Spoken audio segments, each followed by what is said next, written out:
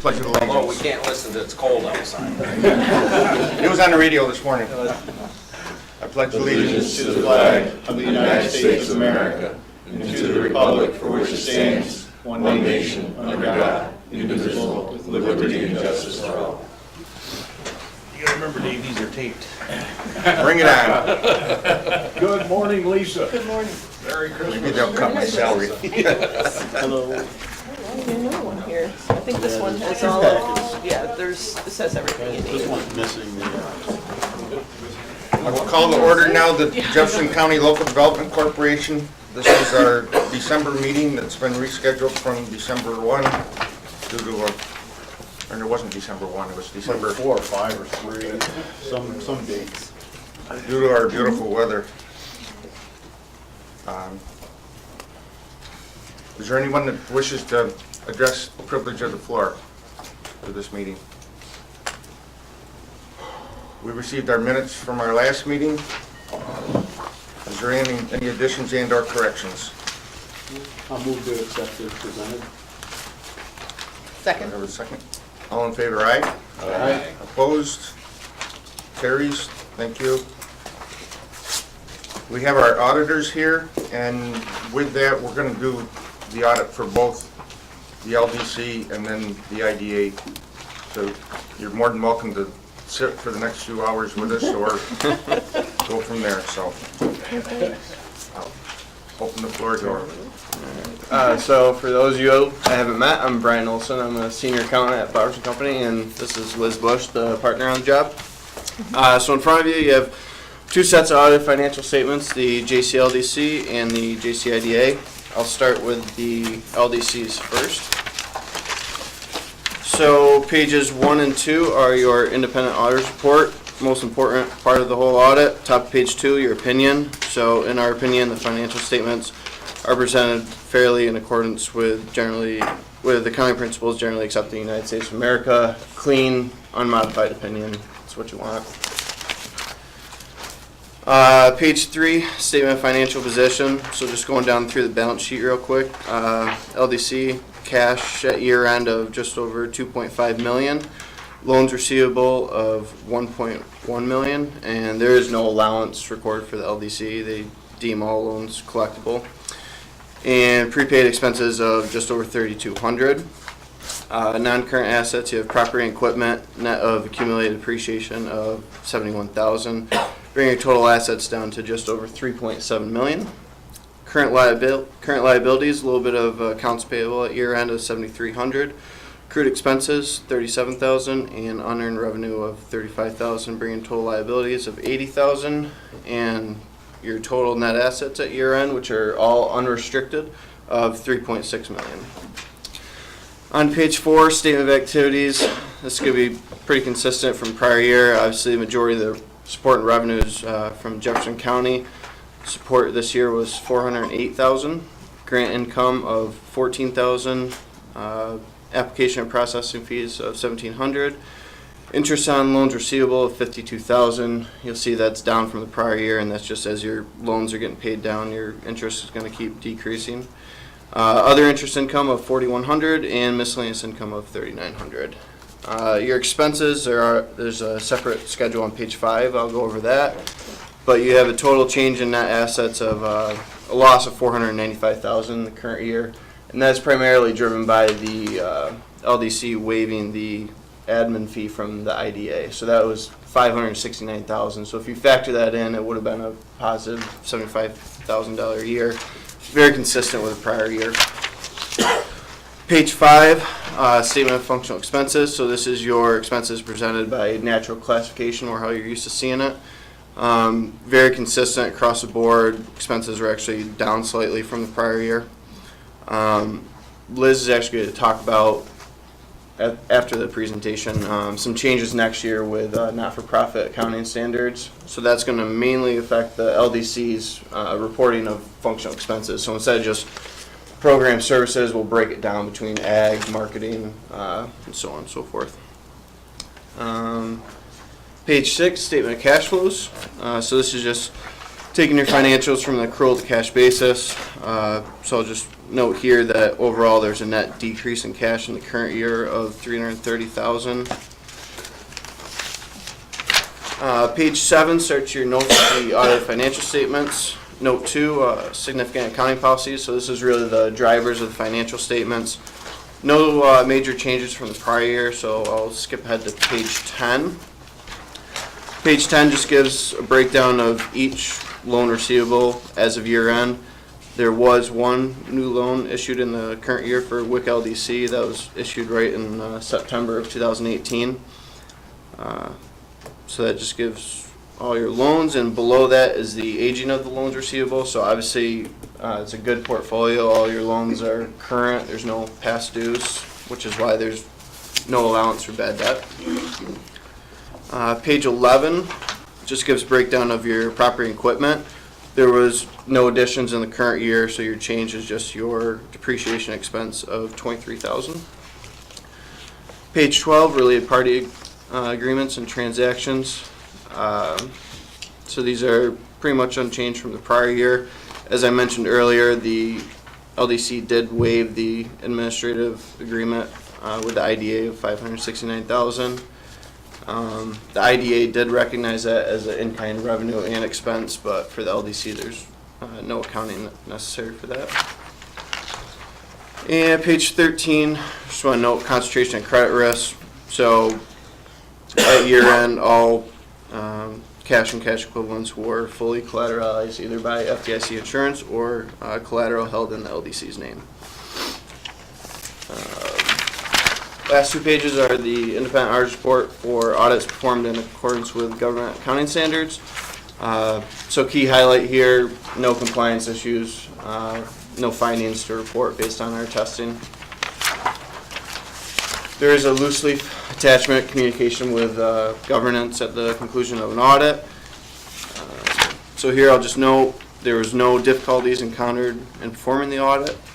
No corrected or uncorrected misstatements, no disagreements with management, and no other audit findings. So overall, LDC, very clean audit. I don't think we had a journal entry, single journal entry, so Lyle did a great job. Any questions on the LDC audit? Just one. On the statement of cash flow, it looks like it's a function of the waiver of the fee between the agencies, why the cash decreased. Yes. Okay, because you didn't mention that on that page, but you did on the other one. Yeah. I just want to make sure, they look like the same exact number, but I wasn't sure. Yeah, so if you would have had that 569 We coming in, gained you would about have, 200,000. yeah, you would have increase in cash, which is primarily driven by the collection of loan payments. Thank you. I'd entertain a motion to accept the LDC financial statement. So moved. Second. All in favor, aye? Aye. Opposed? Carries, thank you. And we can just go over this update Yeah. real quick too. So I'd like to go over the new not-for-profit accounting update. What I provided you was a 2-page summary. If you're on other boards in the area, you'll probably have heard me talk about this at other not-for-profit organizations. So right now, the December 31, 2018 audits are subject to the new rules and accounting of ASU 2016-14. So what that is, in a nutshell, it is changes in how we display the net assets. All your net assets are unrestricted here, so it won't affect that. But what it will affect, as Brian mentioned, is the statement of functional expenses.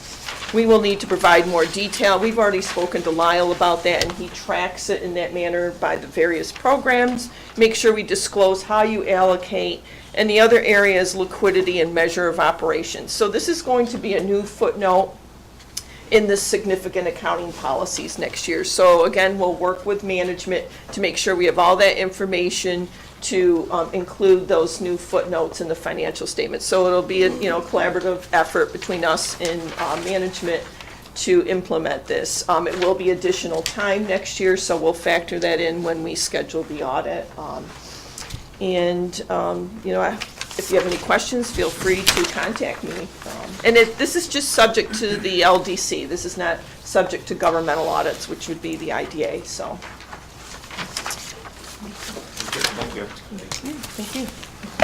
So I'll move on to JCIDA. Again, so this starts out pages 1 through 3, independent auditors report. Again, top page 2, opinion. So in our opinion, financial statements are presented in accordance with the accounting principles generally accepted in the United States of America. Clean, unmodified opinion. Pages 4 through 15 are management's discussion and analysis. So this is required supplementary information for governmental financial statements. So this is prepared by management, and basically if you were to read pages 4 through 15, it should give you a pretty good overview of the current year operations compared to the prior year. But I'll let you read those at your own leisure. So I'll skip ahead to page 16. Combined statement of net position. So this is going to take IDA's financial position along with the LDC and JCC, FDC, with any eliminations for intercompany receivables, payables, revenues, expenses. So at year end, between unrestricted and restricted cash, IDA is sitting on just over 7.7 million. Loans receivable, net of allowance of 2.1 million. Grants receivable of 50,000, other receivables of 9,600, prepaid expenses of 3,200, and note receivable, current portion of 1,700. Restricted assets, loans receivable, net of allowance of a little over 1 million. Non-current assets, notes receivable, less current portion of 21,000, and capital assets, net of accumulated depreciation of 1.7 million. Bring your total assets to 11.7 million. Deferred outflows of resources. So this is just for the pilot monies that really just flow through the IDA. There's no revenue or expenses recorded for that. So at year end, pilot monies receivable were just over 426,000. Current liabilities. A little bit of accounts payable, 16,000, unearned revenue of 35,000, note payable current portion of 1,700, and other current liabilities of 103,000. Interest payable to HUD of 5,000. In the non-current liabilities, you have note payable less current portion of 21,000, and long-term debt less current portion of 180,000.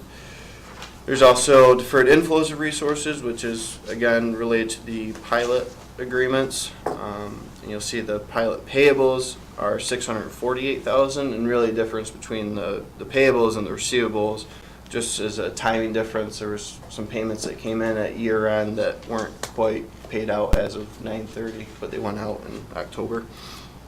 Net position broken down between net investment and capital assets of 1.5 million, restricted net position of 4.7 million, and unrestricted of 4.8 million.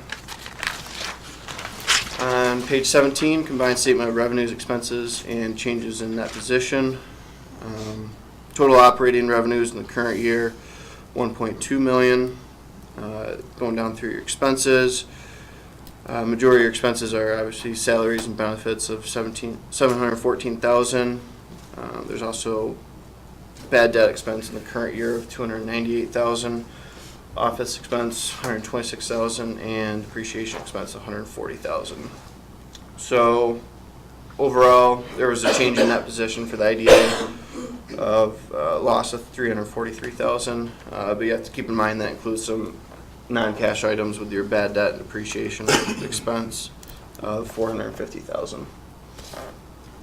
Pages 18 and 19, statement of cash flows. So again, this takes from the accrual to cash basis. So I'll just note on here that your net increase in cash in the current year was 692,000 for the IDA. Page 20 starts the notes of the audited financial statements.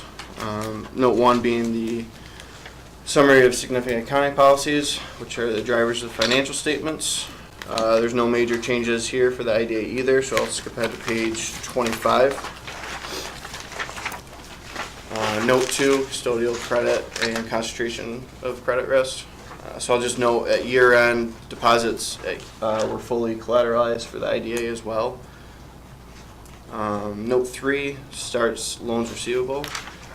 So this gives a breakdown between the LDC's revolving loan fund program and the IDA's revolving loan program, micro enterprise loan program, and the city loan program.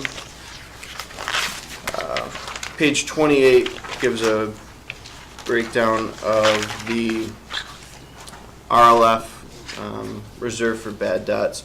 So I'll talk about this. We actually have a management letter comment related to this. But in the current year, there was a little bit of recovery of $5,600. There was a bad debt adjustment, and that was adjusting journal entry on our end of $269,000, and the write-off of $196,000 for Carthage Specialty Paperboard.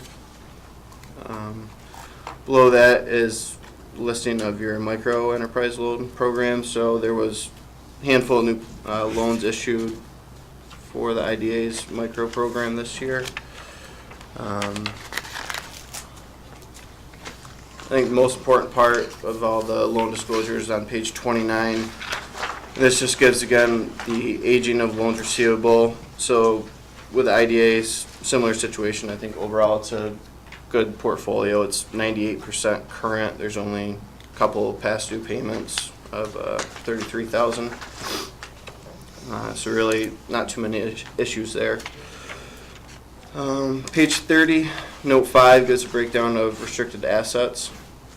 So this just shows on your balance sheet which items are considered restricted cash. So you have $3.5 million from the revolving loan fund, $140,000 from the micro loan fund, $77,000 from the city loan fund, $253,000 from the pilot program, and $845,000 from the capital improvement reserve, which is related to the Converges reserve. Can I ask a question? Sure. It's probably at Sackett's Harbor Trading Company, greater than 90 days. We had a settlement on that with the owner of Sackett's Harbor Trading. So that's not, That's, does that get written off this year? no, they are making payments. Okay. Sorry. Oh, you're fine. On page 32, note 7, capital assets. So there was just a little bit of increases in the current year of $8,900, and that was related to the airport, and that was the final additions of the planning phase. So it's my understanding you're now moving into the actual construction phase, so there'll be some exciting stuff. I don't know that I'm the right. Excited from an accounting standpoint, I don't know. Something different. Yeah, something different. So let's skip ahead to page 33, long-term debt. So this is same as last year, or last several years. You've had this note payable to DOT for $180,000. No changes there from the prior year. Page 34, there were no loan commitments as of September 30th, 2018. So pages 36 and 37 are your combining schedules. So as I mentioned at the beginning, we take JCIDA's financial information along with the component units, and we eliminate any intercompany receivables and payables. There were no eliminations necessary on the balance sheet. On the statement of fund revenues, expenses, and changes in net position, we eliminate any intercompany revenues and expenses. So, as I mentioned with the LDC's presentation, there was the administrative service agreement, which we eliminate, of $569,000. There was some bond issue and administrative fees of $239,000. So those all get eliminated for the IDA's purposes. Pages 38 and 39 are your component unit financial statements. So obviously I just went over the LDC's information, so I won't go over that again. JCC FDC, year end sitting on cash of $5,800 and undesignated net position of $5,800. Page 39, JCC FDC in the current year did had $166,000 of bond issue and administrative fees, and that was related to the Samaritan bond, and had expenses of $170,000, so that was transferred to the IDA in the current year. So overall, FDC had a loss of $3,500. Pages 40 and 41, I won't go over this specifically unless anyone has any questions. This just breaks down IDA's information between their different loan programs and their general items. Last 2 pages are the independent audit report on audits performed in accordance with the government auditing standards. Again, based on our testing, no compliance findings, no audit issues. And actually, the last page is just the investment report, and this is just required under Paris, and this just states that IDA has no investments at year end. So there are 2 loose leaf attachments. First one being the communication with the board.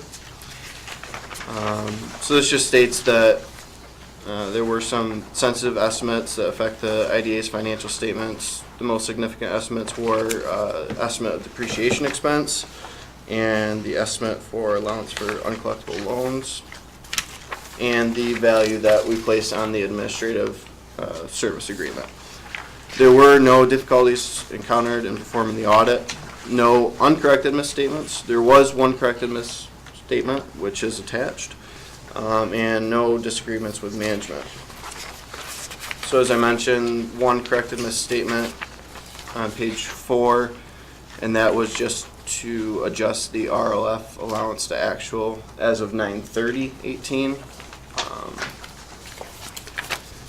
And the last attachment is the management letter comment, which relates to that material journal entry. So our recommendation, and we discussed this with Lyle, is really just reviewing the year-end allowance as of 9/30. So Lyle took his bad debt review to the board, made a recommendation to increase the allowance for $210,000, but that wasn't posted until October 2018. So per the policy, that should really be posted as of year-end 9/30. So Lyle's response to that was that he basically did take it to the board, it just didn't get posted in the right period. So Got posted, but I had the wrong date on the journal. so that's gonna be an issue going We're forward. almost clean, Lyle. Almost. We had to have something. With that, if that 210 were posted, the understatement would have only been 65,000, because I see there's a 275 here.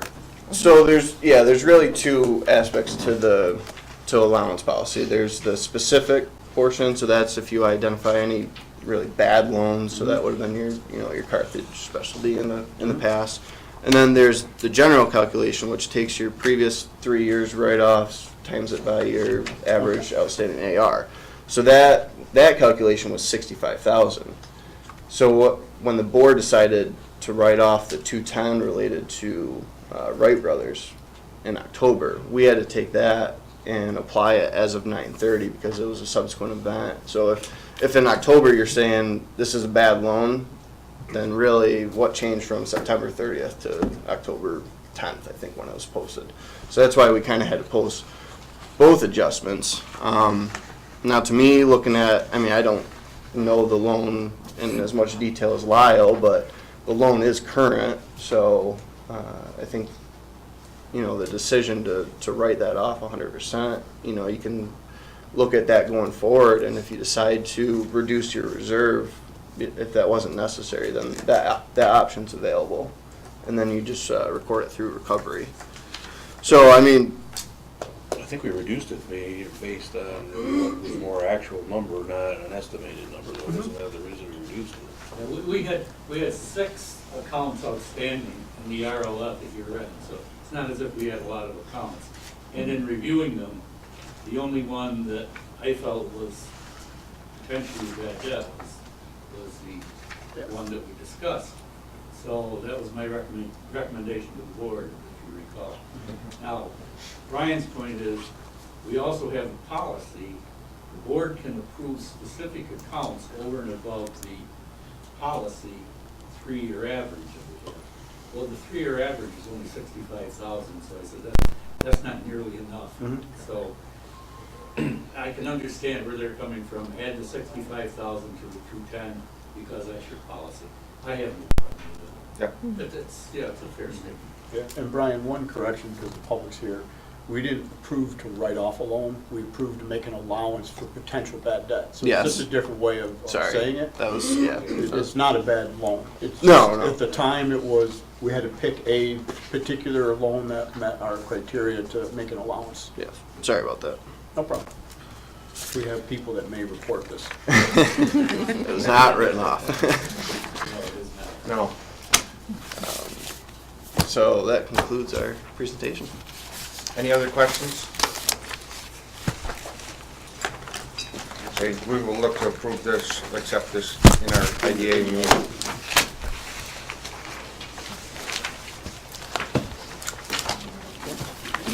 Thank you. Thank you very much. Thank you.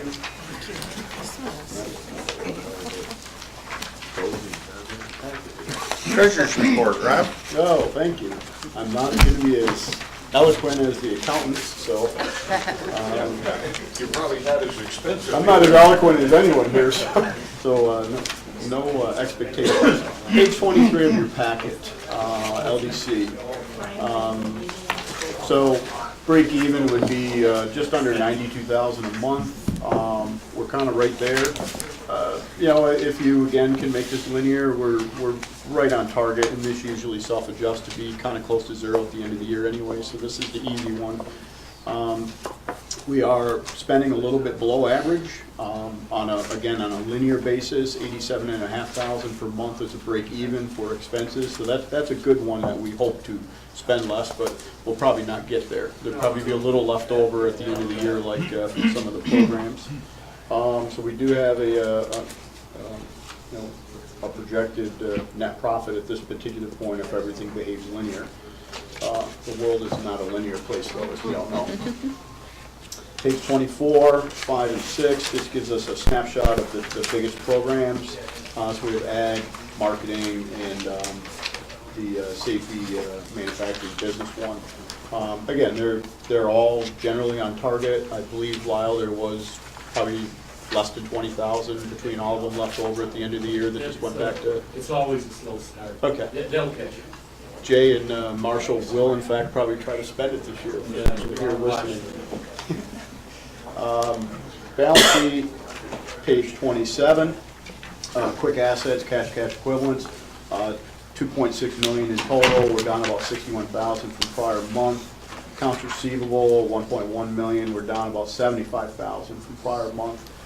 Total current assets are down just under 35,000 from prior month. Total assets are down just over 36,000 from prior month. Total liabilities are down about 28,000. Total capital is down under 10,000. So pretty insignificant changes. Page 28. This gives us a snapshot of our outstanding loans, and I think Lyle, current application should be 143,018.74, not 413. It jumped to like $300,000, and I think it's a typo. Is it a transposition error?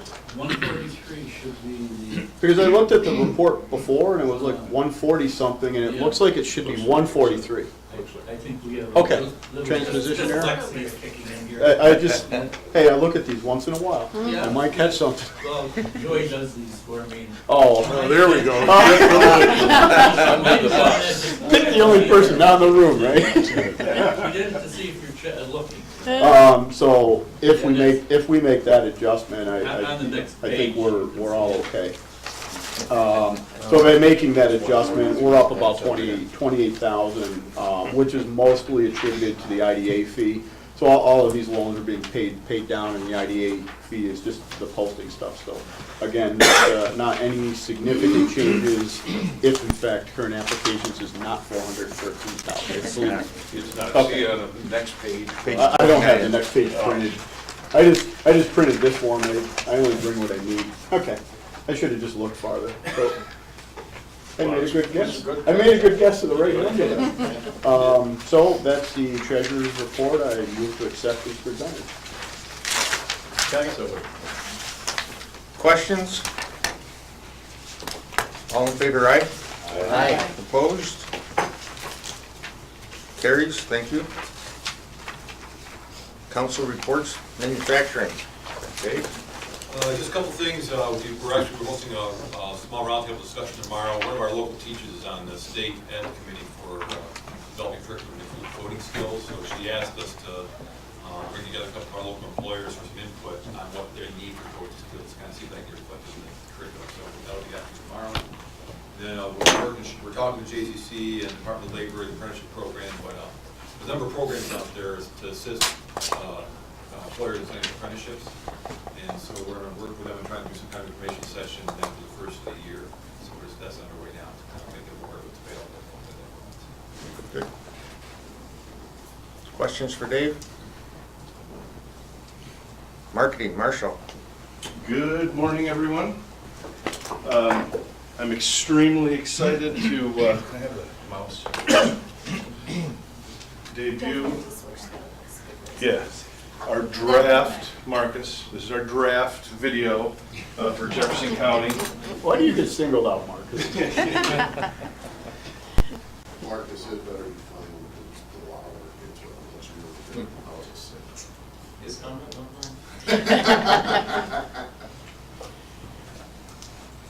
I'm not going to say anything about it.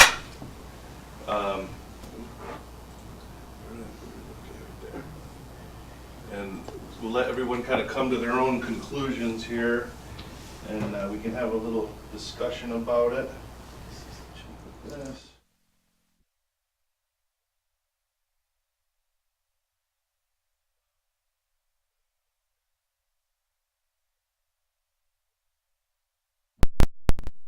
Jefferson County wasn't my first home. I came here to serve, expecting the cold and not much else. But Jefferson County wasn't my first home.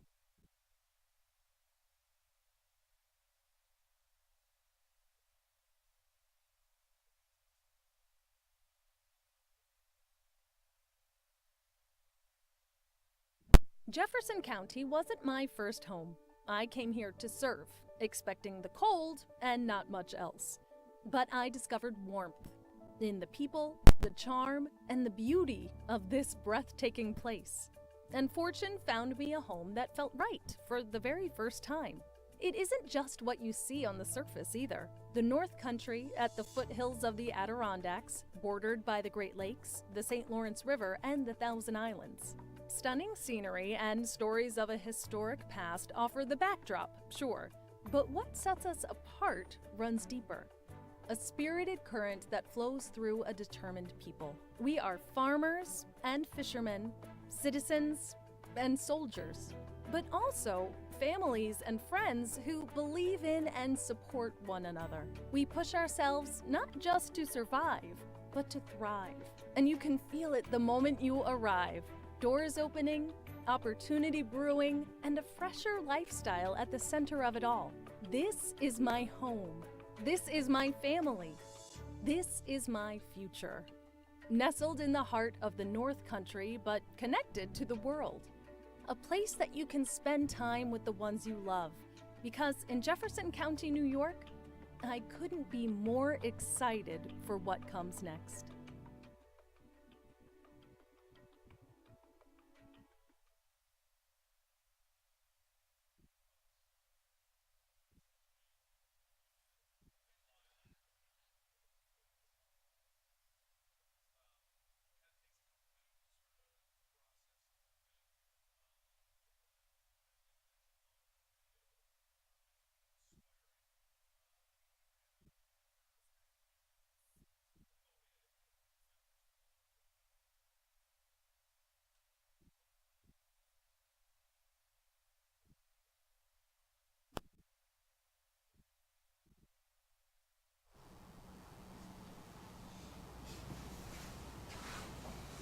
Sorry about that.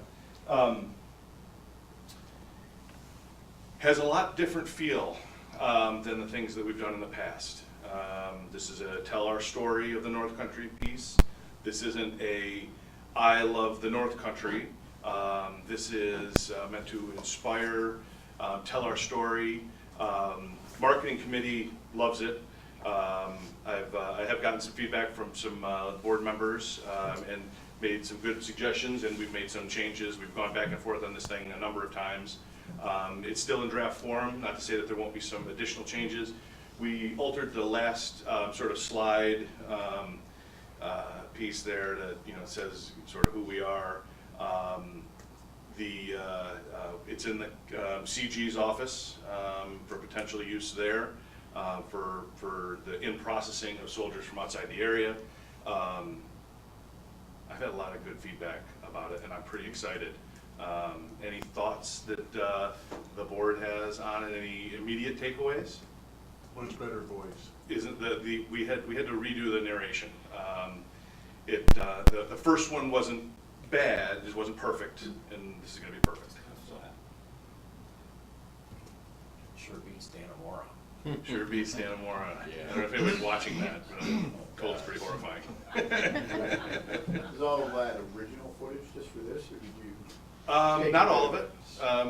The story with the family, and they were actors, 2 actors and then a niece, local people. That was all new footage. Some of the shots of the scenery and things like that they had, yeah. I think one thing that stood out was coming from business development environment here was, I should back and catch it again, but it was really void of any real connection to business opportunities. By design, we're telling our story here about, you know, our lifestyle, and telling our story has a lot more of an impact on. I mean, we could talk about, and as you know, the board knows, there is a facts and figures business companion piece being worked on right now. They've already started cutting this up into a 15-second piece for their own usage, and I'm not going to let them, because the first draft of that it didn't work at all. But you know, this is a tell our story, which can have as big or bigger of an impact on a potential recruitment business that we're recruiting than you know the stuff. Now they need all that stuff, and that's why we're doing the other one too. But this is a lead into it, part of our whole package. We haven't done something like this since apparently 1996. There was a standard definition Jefferson County video done, which, you know, I watched, and I thought that at the time that was probably outstanding too. But this was badly needed. Do you think something like that, I don't know if we'd have to rent a space or New York State would actually be cooperative, the new Welcome Center in Fisher's Landing, something like that, playing on loop?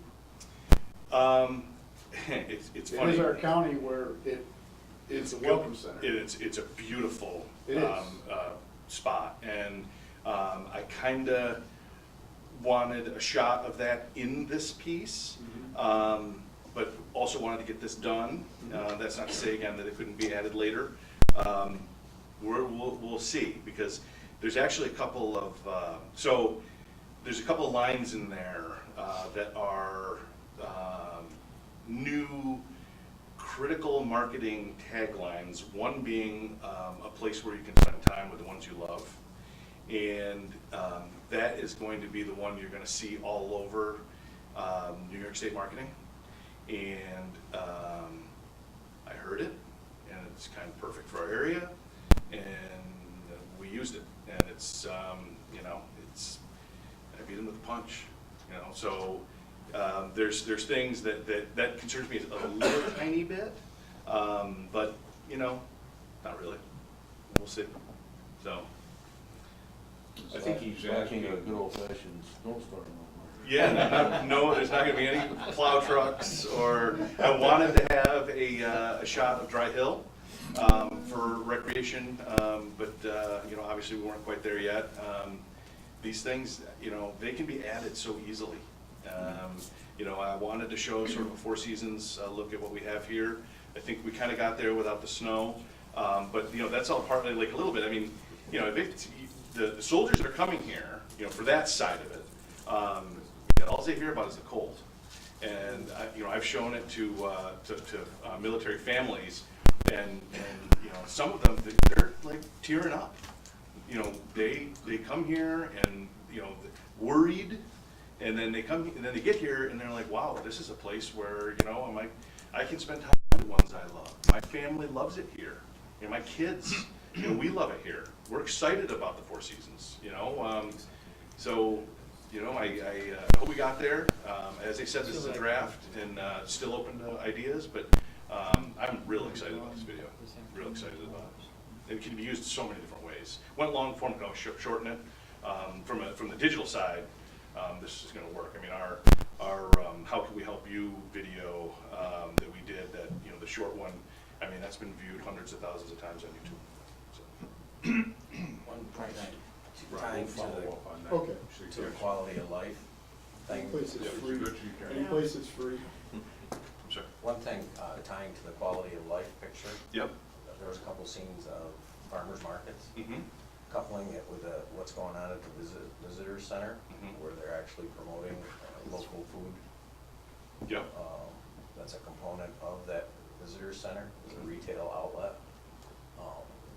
My point is, on that feel-good side of the equation of promoting our area, Yep. tying it to foods, local foods, Mm-hmm. is a good opportunity. Yep. You I know, agree. You go to Maine and all their promotional stuff, everything in it is about recognizing Maine as a tourist opportunity, and at the foundation of that is our local food supply Yeah. that you can't get in other places in the country. Vermont has done a great job of that as well. Yeah, Those it's New really England that's states. for the Thousand Islands. Yep. Yep. Good job, Marshall. All right. Thank you, everyone. And I'm open to any suggestions. If, you know, I'm gonna send it back out to the whole group this time. And any suggestions, changes, whatever, let's do it. So, thank you. Good. Jay? Good morning, everybody. I will just weigh in and say I think that's a damn good video.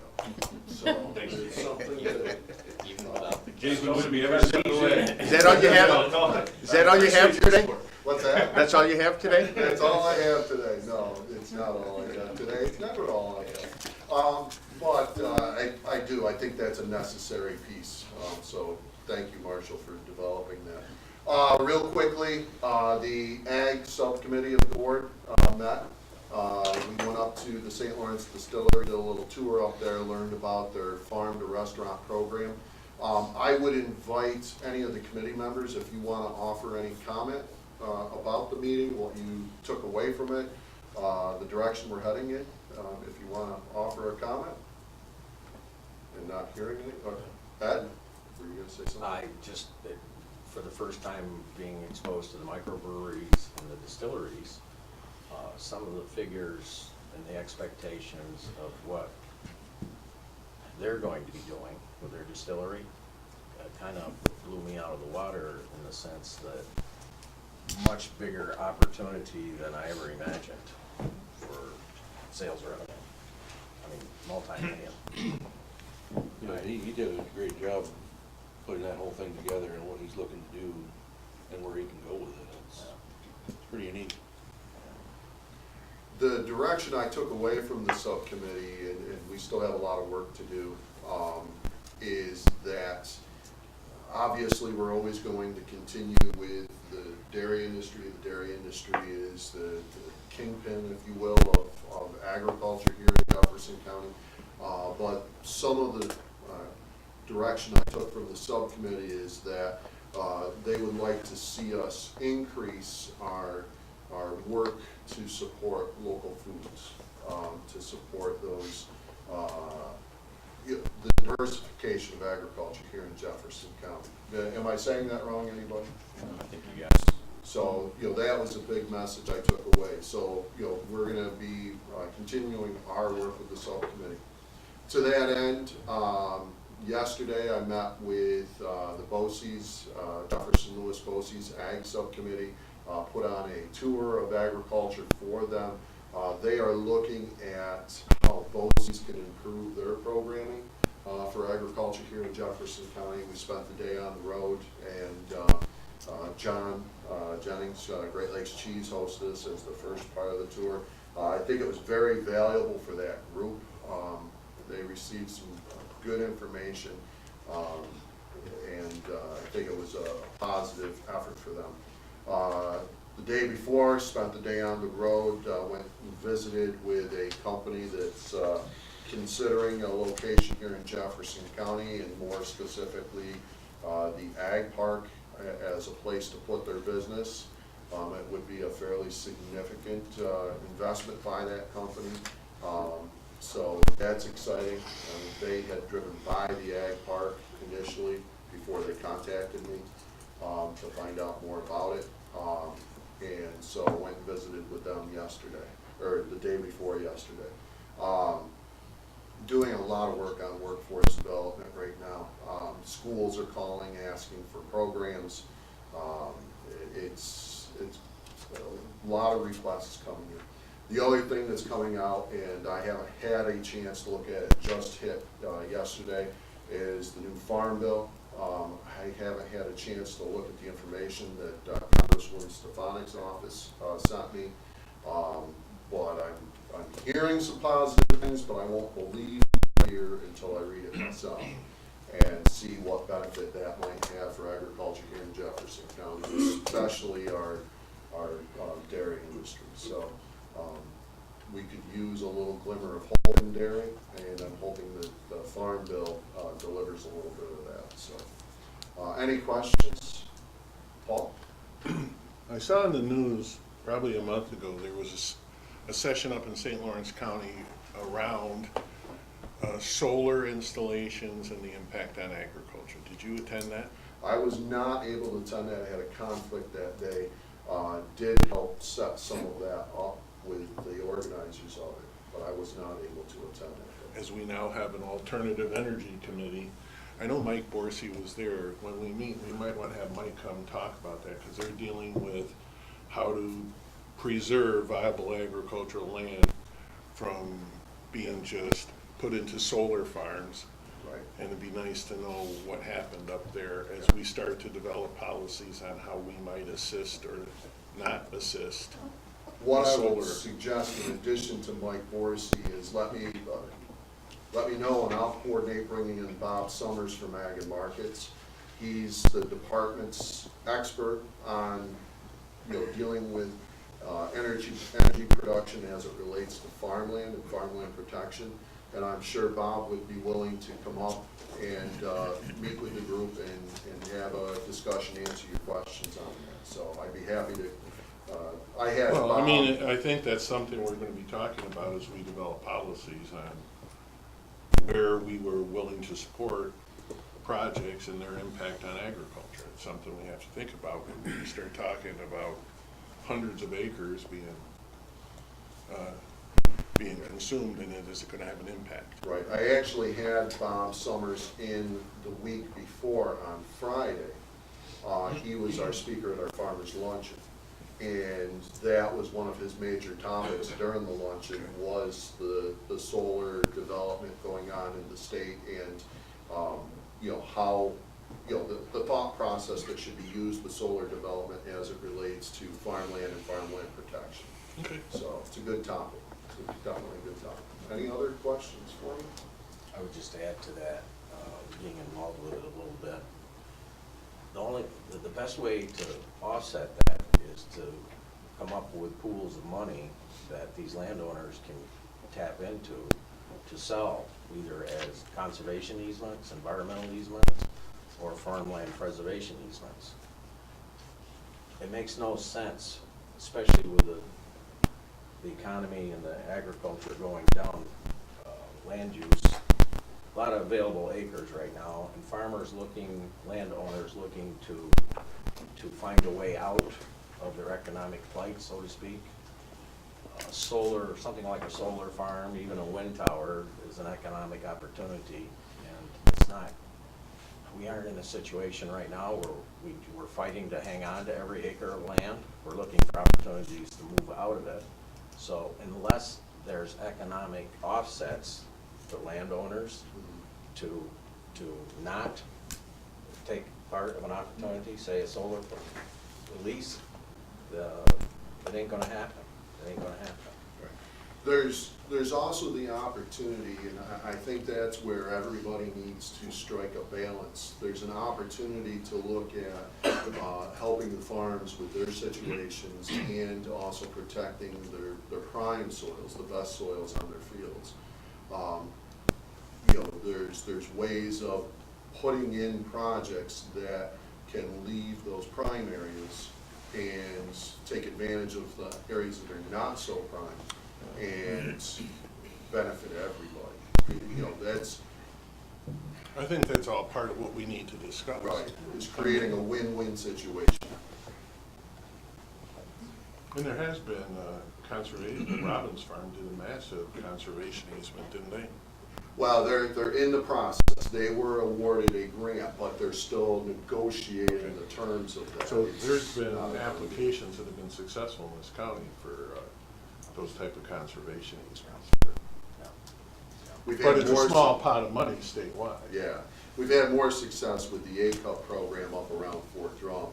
The state farmland protection program money, that's, as Paul just said, very difficult to achieve because of the competition for it, so. Well, even looking at the current governor's proposal, which he threw 30 million out this year for farmland preservation, divided it up into 4 regions. It leaves you about $2 or $3 million for our local area. That might be 2 projects. And even then, that's at $1,200 an acre. You know, does someone like myself or other landowners want to sell developmental rights for a $1,200 an acre? Especially when it's into perpetuity. Right. Yeah. The problem I have with all those, and I think Jay heard me talk about it during that, is it may make sense to say, but in 30 years, does that perpetuity issue make sense? And the same with land trusts.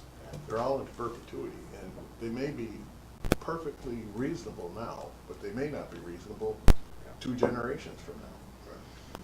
Yeah. There needs to be more money in the pot to make it happen. Good. Thanks, Jay. Thank you. Thanks, Jay. Unfinished business, Don? Anything? Let me just add, the Energy Committee was scheduled to meet following our last board meeting, of course got canceled. Mr. Johnson has agreed to serve as chair of the Energy Committee. I think much to the wonderful support of Paul and Kent. And so we'll be scheduling another meeting as soon as we can. Good. Counselor, anything? Nothing for this meeting, Dave. Okay. If you go to page 35, we have a proposed Clayton Small Business Loan Assistant Program. As many of you are aware of, Clayton is going to be undergoing some major reconstruction of their road and infrastructure coming up, much like Factory Street in Watertown did over a couple of years. And with the businesses in the area of Factory Street, there was a loan program provided to some of the small businesses there to help them get through the hard time. And we've talked about this, and Dan, you've met with folks in Clayton. You want to bring us up to date? Maybe Yeah. Chris, you can help us out with this too? Thanks, Dave. We have met at least 3 times now with the Clayton LDC. And by the way, there's been some modifications to this proposal based on your input. Each of you have looked at this and made some suggestions. Perhaps the most notable is we filled in the blank at the first bullet point where it says the maximum loan. Your recommendation has been $5,000 as a maximum loan. And I think that was probably the only addition we have made since the circulation of the proposal. In any event, I don't know that we're going to get an awful lot of applications. I think the LDC, Christy Dipple and Norma Zuma, the mayor, expect that this is really as much psychological as it is real. Many of the downtown merchants are very much afraid of what this significant project will do to their business. And this simply gives them an opportunity to assist them if things get really, really bad.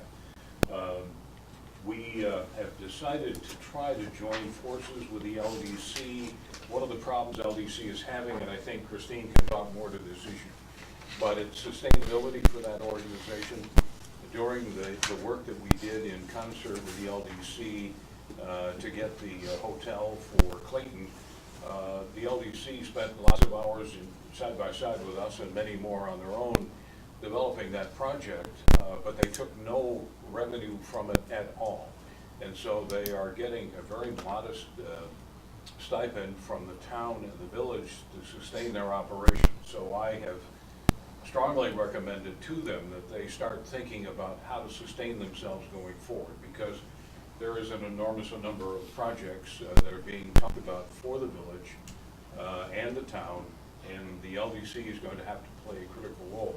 So you'll notice that the LDC is going to be involved in the criteria of this, and Paul made an excellent suggestion about how we could provide some small compensation to the LDC to help sustain them while carrying out this program. So we hope this is the start of a refurbishment of the LDC. I was at the meeting last night. Again, we talked at length with Jack Stopper, who is the new LDC chairman, and Christie and others, and we think there's really some significant stuff going on. Day before yesterday, we explored with the LDC and the town and the village a new project there, which is transformational, and I'm not understating this at all. It will, as they say, blow your socks off once we get this thing going. I think Christine is aware of what's going on, and it's very early, and so of course anything could happen, but the potential is just enormous. And this will help give some support and reason for existence to the LDC. So we're recommending that this program, even though it may not be widely used, be instituted on behalf of the agencies. So Don, in light of your comment about maybe some support to the Clayton LDC, unless that comes out of that 3%, would this be accurate saying no loan fees? Because that really is kind of a fee if we're gonna give on top of the 3% some number. Wasn't there some email discussion? I agree, I was in that, seemed to be some email discussion that the percentage was gonna be what, an extra something, where there's gonna be a Well, pullback. originally, we were looking for 3% as interest on the loans. And so my first suggestion to the LDC was to take 25 basis points, and then, so the interest would be 3.25%.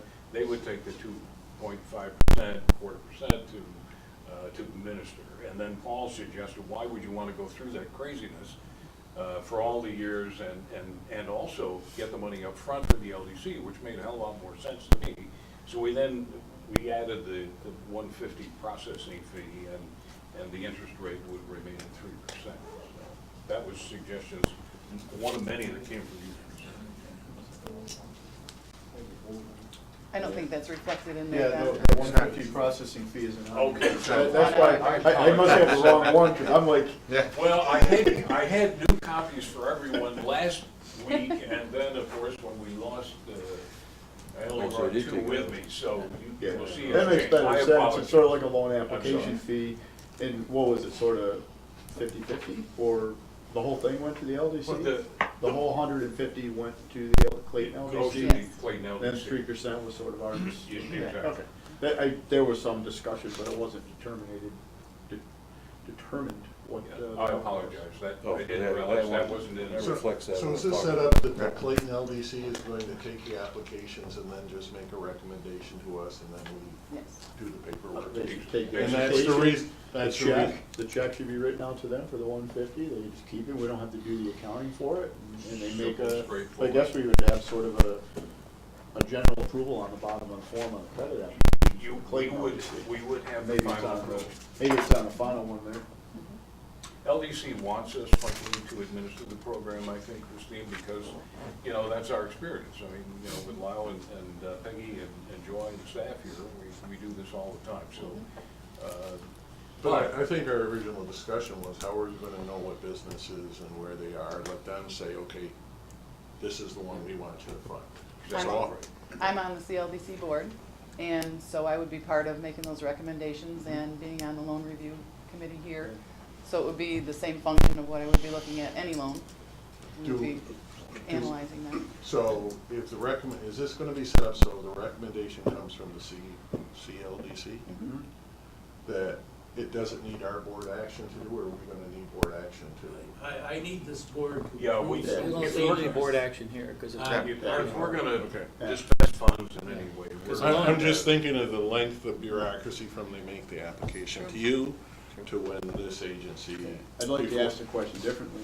I'd like to skip the loan review committee. I'd like to have the Clayton LDC behave like the loan review committee, where they approve it on the bottom there, and it comes straight to Come the right to the board, that's fine. Because otherwise you got extra agencies. Yeah, talking- that makes a lot of sense. That, when we first brought this up, that actually made the most sense, where the check was written out to the Clayton LDC, they take the application, there's an approval document on the bottom as if they're our loan review committee, and then it comes to the full board, and then just get a stack of them. Good idea. That would get rid of all the extra meetings on our side. I'd also like to add regarding the CLDC, we have embarked on a very strong, aggressive, strategic plan regarding our revenues and lack thereof.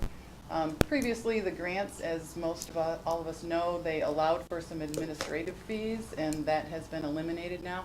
So that's been the issue with our local organization in trying to, you know, to have revenues and to be able to support our businesses.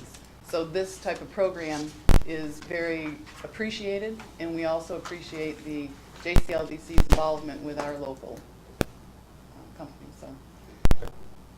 Are you looking for a Question for a motion? while, just one question for a while. I don't know if we have such a thing, but does this require like a standard operating procedure that you distill down the steps that need to be I need a resolution taken? from this board outlining the details of our part of handling this loan. Okay, so it doesn't need to articulate the check written out to the LDC, the act as loan, I'm just trying to figure out how this all turns into something we all agree upon. I would like to see as much detail as possible.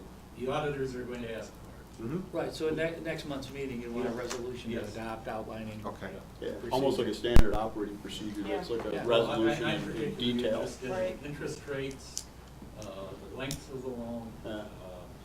We only have one loan program in the LDC, so that's not a problem. But I do need this level of detail. Now, some of the numbers thrown around here today, it's the first I've heard of it. So I am not sure where we are. So is there any action to take today to start this ball I don't- rolling? No, I think you need to wait for next month, and we'll do a formal resolution. Yeah, so I mean, Correct. should Lyle, should you write up kind of a standard operating procedure based on what's there, so we can basically accept that resolution? Does that make sense, Colin? So, Yeah, Chris, so we were still in draft form, Yeah. that's the reason that, do we have a time frame of when this construction is gonna hit and when? We what's did, our- but it's Yeah. off the table now because the DOT rejected all the bids. Oh, So they have to rebid the project, so it may not be next summer. So we do have Okay. time, if we delay one We month, have we're not time. putting in. Not at all. Yeah. We could probably delay 6 months. Yeah. Right. Well, yeah, we're not sure. It's, Did they reveal how over their projections the bids were? They weren't all over. No. They It was weren't- the- They were under? It was the quality or content of the bids. Their statement was that there were 3 that were over and 1 that was under, and their statement was, and we don't have any details yet, that there was a lack of documentation a little bit. So they rejected it based upon, you know, not being responsive, I guess. So I think the intent is for the mayor and others to try to schedule a meeting with DOT to answer some questions and try to figure out where they're going. Correct me if I'm wrong, Christine, you know, but the real impetus behind this loan really was centering around a need for those businesses in the downtown area to cover their incurred cost to hook from the underground line into their buildings, which is No, No. this was more of a working capital. This is more, this is Loss of working revenue. to capital. offset loss of revenue. Yes, Yes. yes. There's gonna be a loss of revenue up and Right. down that street when those roads torn up, so there's a lot of foot traffic normally. So this isn't for build out. No, not infrastructure. It's not designed that way, although Yeah. we're not gonna control what proceeds, how they're used. And then, I mean, once it goes through the clearinghouse, how the funds are used, we don't have control. This is all Right, work this in is right. progress, as you can expect. Since we have time, I thought we'd take it draft form and then we'll draft a resolution. All good stuff, I just, if we can articulate almost literally step by step, who's involved and who's not, so we don't have That's- this later on. That's easily There's a done. lot of moving parts, especially when you have a part of this agency involved. Is it your interpretation that, like, with that loss of revenue over, particularly the 3-month summer season, is $5,000 gonna be a shot in the arm for them? Is it It a drop in will, the I bucket? had 10,000 in my mind originally. I think that was the figure that was used locally in the city of Watertown. Correct. Certainly. It was, but you, again, it's, We can leave it blank for the resolution and You debate can it, because do we that. haven't really discussed Well, it. if we're gonna set up criteria, Yeah. you can set up criteria where they can make a rationale to go beyond the 5,000, correct? Good. Whatever you. So decide let's to assume do. somebody needed more than 5, maybe it does go to the loan review committee for a request above the 5,000, so you can put a little harder look into the request to see if it's validated. Well, to me, from my perspective, it makes a difference on what you're trying to do with the program. If it's for mechanical hookup cost incurred, then you're covered at 5,000, but if it's loss of revenue for a tourist season to downtown businesses, 5,000's not gonna it cover a lot certainly of bumps it to 10,000. 5,000's not gonna cover most of Right. those hookups. Have you talked to the businesses to see if lot more. there is interest in this type of program? We have, and everyone is just on hold. No one really knows how it's going to affect them. They are fearful that they will be very negatively affected, so they are appreciative of this type of a program becoming available. So why don't we try to work into, while as you set this up, a mechanism to go beyond the $5,000 where there's another level of review, maybe it comes to the loan review committee.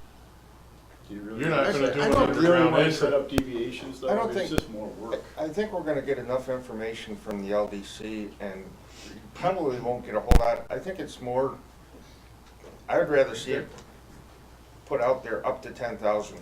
Here's my Let's do up to suggestion. 10,000 right Let off the Christine bat. act as a champion, and she And can then- come in and articulate what the number needs to be. Yes. She's local, she's Yeah. on that board. She's gonna be looking at the clearinghouse. She's What's still it- on this loan review committee for this agency anyway, so just trust our board member. Give us the right facts. And if you say 7,500 is the right number, Sure. we can debate it. that was, I just don't like the idea of deviations. It's like a whole nother set of standards, another bunch of unblack and white. So, yeah, let's, Be a huge benefit are we, for them to go into it. I'm sure a lot of people aren't gonna pre-sign up for it. I'm okay with the No. program But at the moving end of the forward year, to it's design like, the. okay. We've gotta have some cash. If you're looking for a motion to that effect, to say I don't- continue halfway through it. forward, I'm okay with In that. between.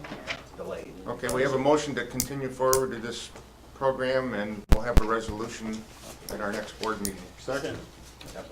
All in favor, aye? Aye. Opposed? Carries.